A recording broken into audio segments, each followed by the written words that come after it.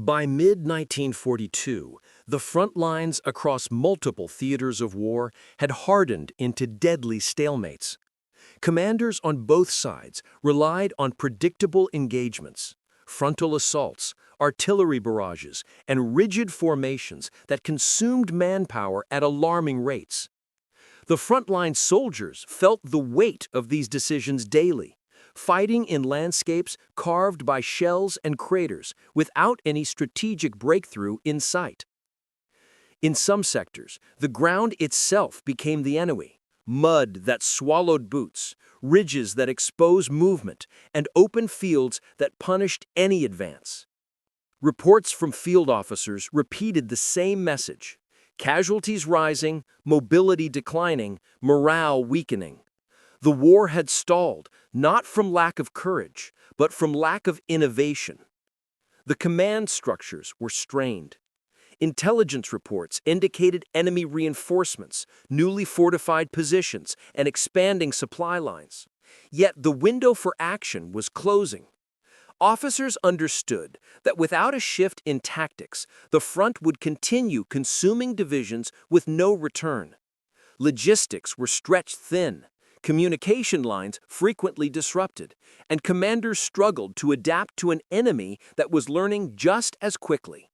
Thus emerged the central problem of mid-1942: how to break an equilibrium that benefited no one. The High Command needed something unconventional, something that would not merely push the line, but tilt the entire axis of battle.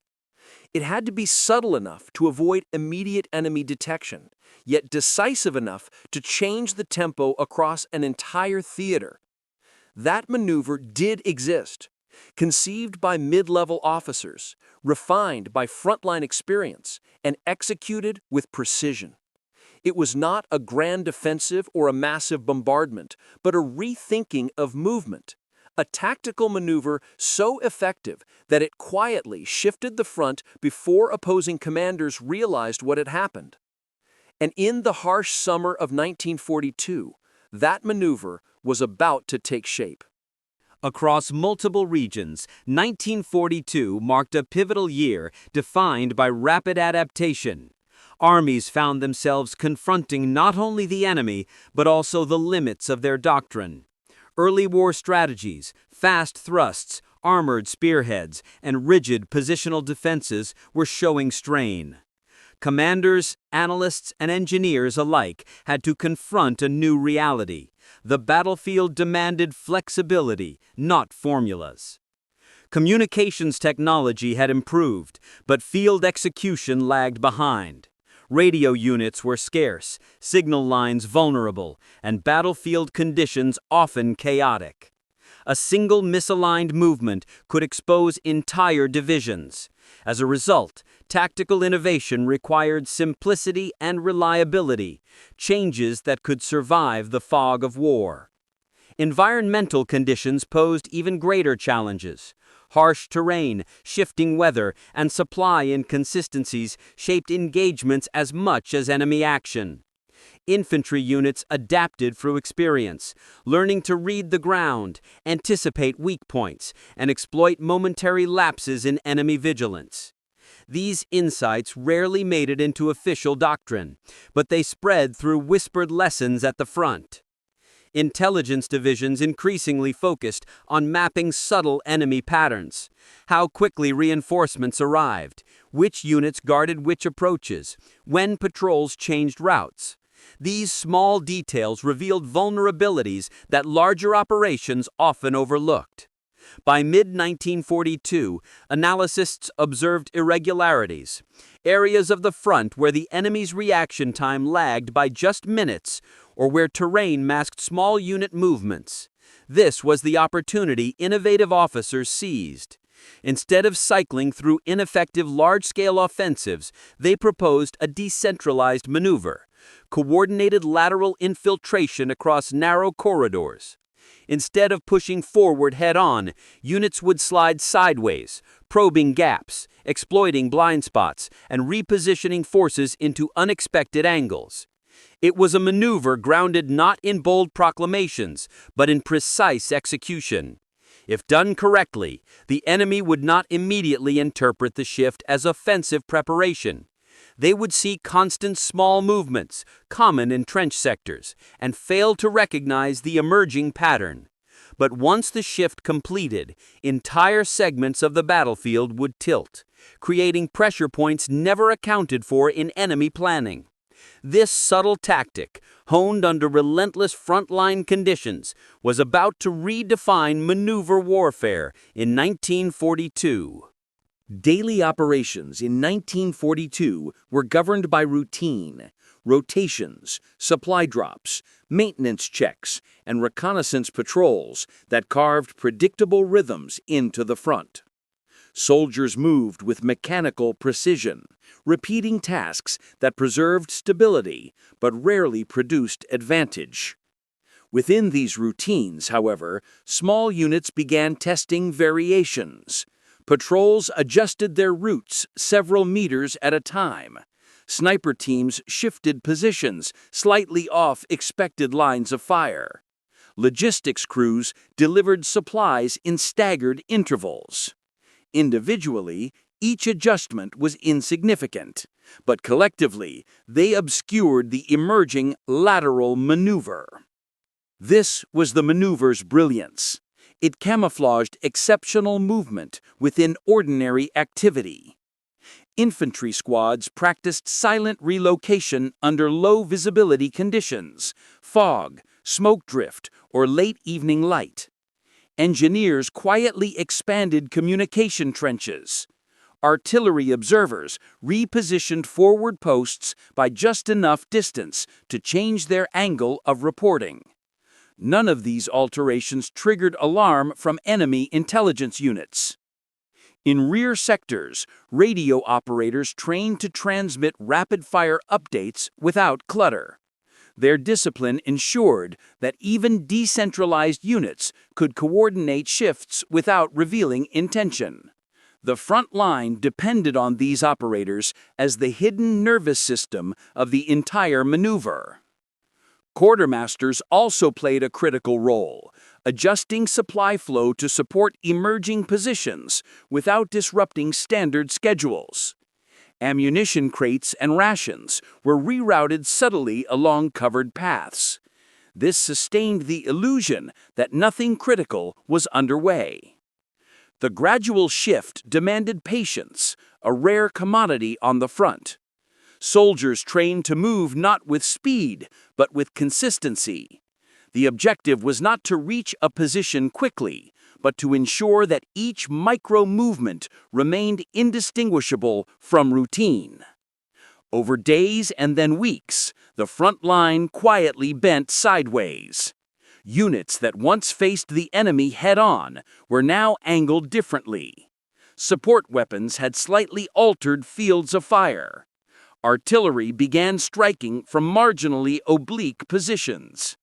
The changes were minimal, but cumulative, and the enemy still hadn't noticed. The crisis arrived unexpectedly, not in the form of an enemy assault, but through intelligence intercepts. Analysts discovered that the opposing army planned a major offensive aimed at exploiting what they believed was a static, rigid defensive line. They anticipated predictable resistance, straightforward geography, and an unaltered frontline orientation. What they did not anticipate was that the front line had already shifted. Commanders reviewing the intelligence understood the danger. If the enemy struck before the maneuver completed, isolated units could be caught mid-transition. Coordination was delicate. Any premature engagement risked unraveling weeks of incremental progress. Weather worsened the situation. Heavy rain turned pathways into mud, slowing movement along the altered lateral routes. Communication trenches flooded, radios crackled under humidity, and visibility dropped. The maneuver, carefully designed to remain invisible, was suddenly at risk of collapsing under environmental strain. Engineers worked overnight to reinforce critical passageways. Infantry squads rotated under blackout conditions to maintain the illusion of routine. Artillery officers recalibrated firing tables to adjust for the new angles, ensuring that shifting positions didn't disrupt defensive coverage. Command tensions rose. Some officers argued for halting the maneuver until conditions stabilized.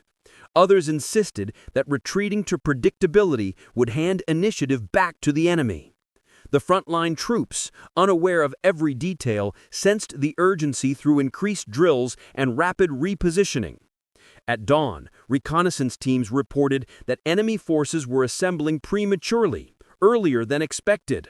This tightened the window. The maneuver needed to lock into final position before the first shells fell. This pressure forged rapid decisions. Units accelerated their shifts, accepting greater risk of detection. Radio networks operated at near constant transmission. For a tense 48-hour period, the front line existed in a fragile state, neither fully secured nor fully exposed. And yet, the maneuver held. Despite the environmental chaos, the enemy's offensive timetable, and internal doubts, the front line reached its new configuration just hours before the crisis reached its peak. The stage was set for the turning point. After stabilizing the line, commanders reviewed the new configuration. What emerged was a battlefield geometry unlike anything previously implemented in the sector. The lateral shifts had created a series of overlapping kill zones and angled fields of fire that significantly changed how the enemy's offensive would unfold. Artillery observers now had improved line of sight across critical approach corridors. Machine gun teams, once positioned directly opposite enemy strongpoints, now flanked those positions from oblique angles. Even small infantry squads found themselves occupying terrain that provided unexpected leverage. Engineers conducted rapid assessments of new trench lines, noting where reinforcement was needed. Despite the rushed final adjustments, the configuration provided natural advantages.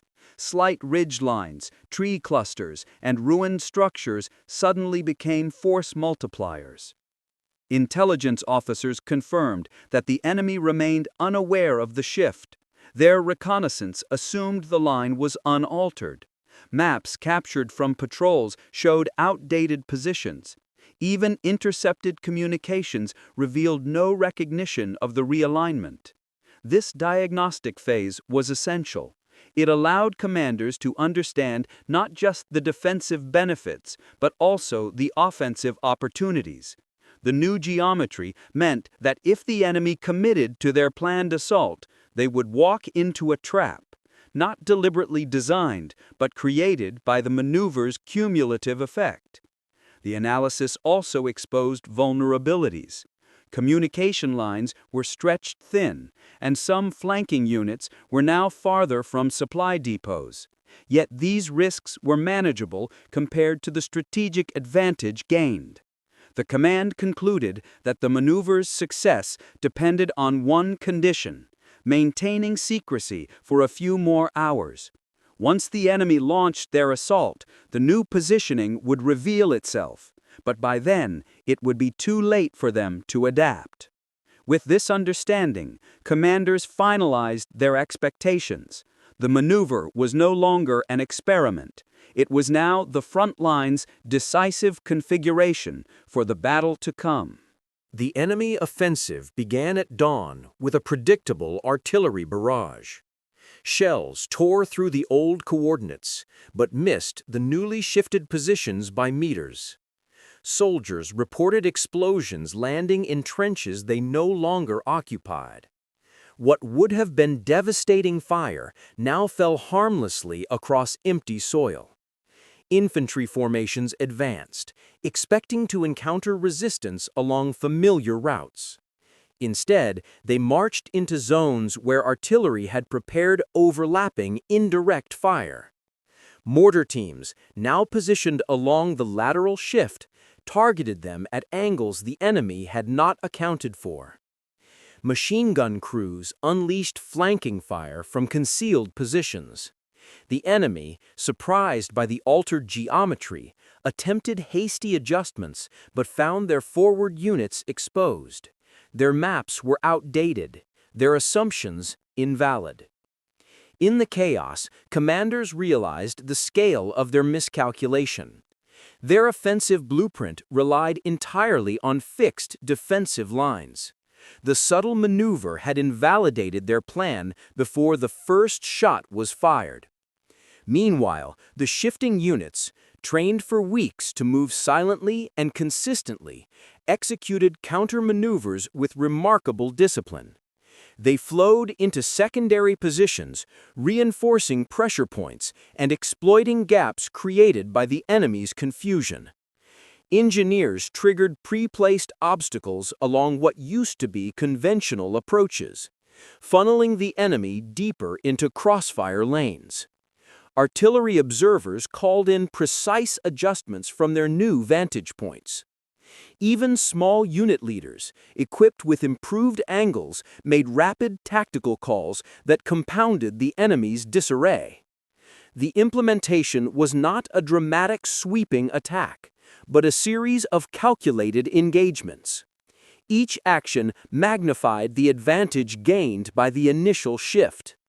The enemy, realizing too late that the front had changed shape, struggled to piece together a coherent response.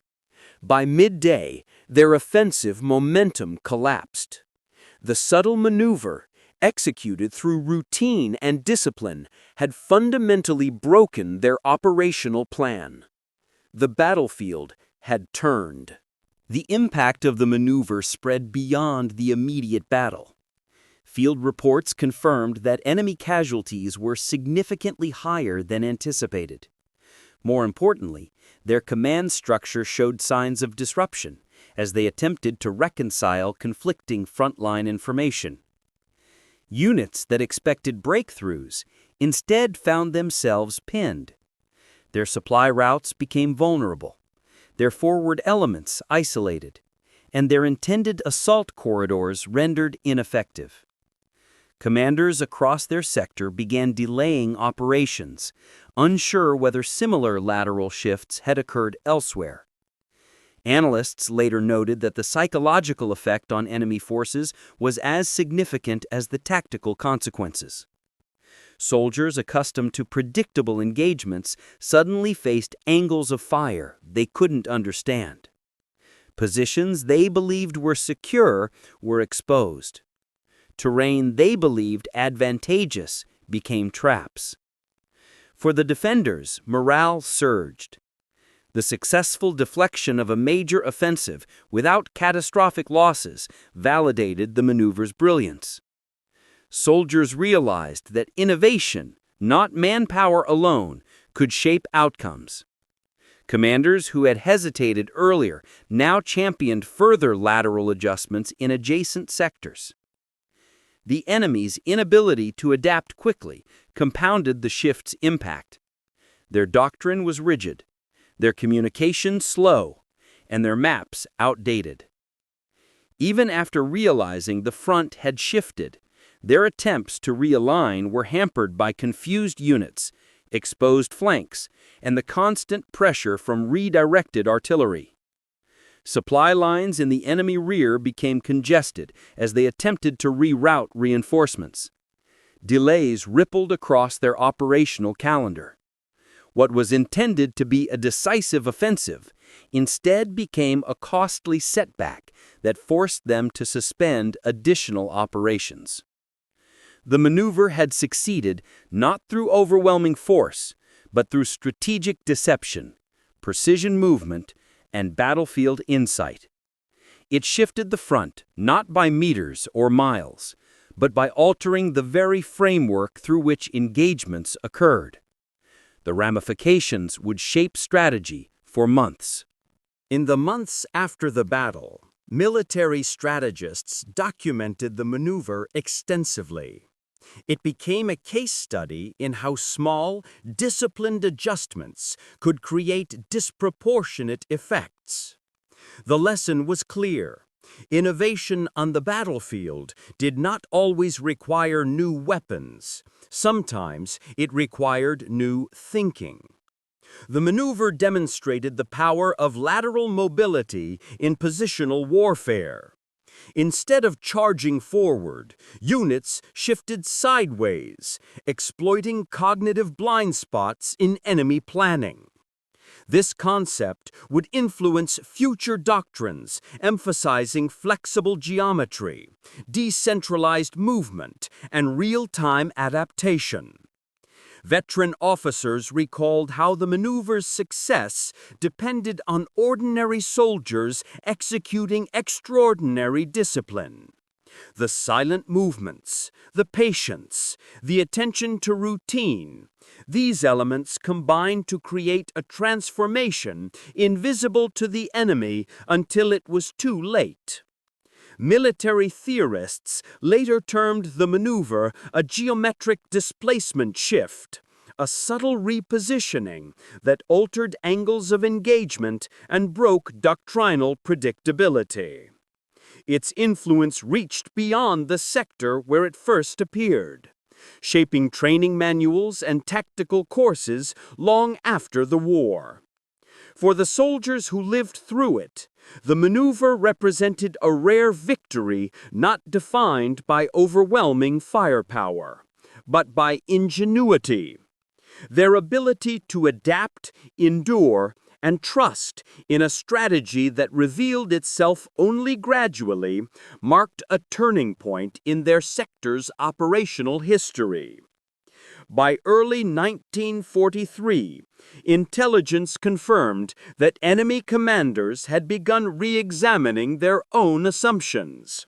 They reinforced reconnaissance, diversified defensive angles, and adjusted their operational planning. In this way, the maneuver's legacy extended across both sides of the conflict. The tactical shift of 1942 proved that even in the most rigid phases of war, the battlefield remained dynamic, open to those willing to observe, innovate, and act.